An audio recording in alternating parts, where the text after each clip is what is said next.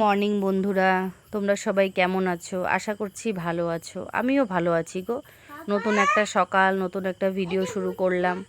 সকাল সকাল দরজা খোলার আগেই দেখি আমাদের কল ঠিক করবে, মানে কলটা এক জায়গা থেকে তুলে নিয়ে আরেক বাড়িতে লাগাবে। তো তারা চলে আসছিল, বলতে পারো তারাই এসে আমাদেরকে ডাকলো।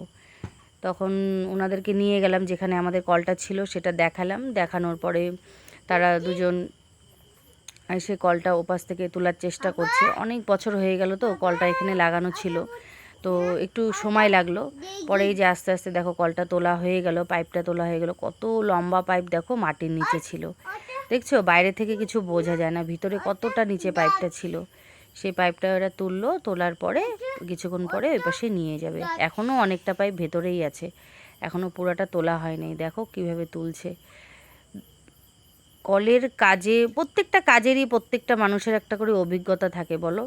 আমি তো কোনো দিন দেখি নাই যে মাটির নিচেও এতটা পাইপ থাকে, আজকে আমি প্রথম দেখলাম, বিশ্বাস করো। আর ঠিক এইখানে আমাদের কলটা বসানো হবে।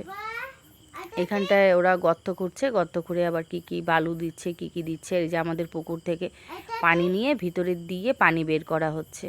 জানো তো, আমি শুনেছিলাম যে কল বসানোর আগে নাকি গোবর দিয়ে কল বানায়, কিন্তু না, সেটা কিন্তু ভুল। আমাদেরটা বানালো কোনো ওসব কোনো জিনিসই দিল না। আর এই দেখো আমাদের ছোট্ট একটা মিস্ত্রি, ওপাশে কলের পাটটা ভাঙা হলো, আর এই মিস্ত্রি ছোট ছোট টুকরোগুলো হাতে করে করে নিয়ে আসছে। ওর বাবা ওকে কত না করছে, আমি না করতেছি তাও শোনে না, ও নিয়ে আসবে। ওই দেখো নিয়ে এসে ওই যে কলটা যেখানে বসালো, ওইখানে এই যে কলটা এখানে বসানো হয়ে গেছে। কল দিয়ে পানিও পড়ছে। তারপরে চলে আসলাম খাওয়ার জন্য। সবাই মিলে এক প্লেটেই খাইলাম, হাতে হাতে রুটি আর একটা প্লেটেই ছোলা। আর ছেলে তো খাওয়া আগেই হয়ে গেছিলো, ও আর আসলো না খাওয়ার জন্য। আর আমাদের যে কাজের লোকটা ছিল সে কলপাটটা ঠিক করে দিচ্ছিল। তার সাথে সন্ধ্যাবেলায়, সারাদিন তো খাওয়া দাওয়া ওরকমই, সন্ধ্যাবেলায় এক কাপ চা মেয়ে করে দিল। গাটা ধুয়ে আসলাম, এক কাপ চা দিয়ে একটা রুটি ছিল সেটা খাইলাম। এরপরে চলে আসলাম রাতের রান্না।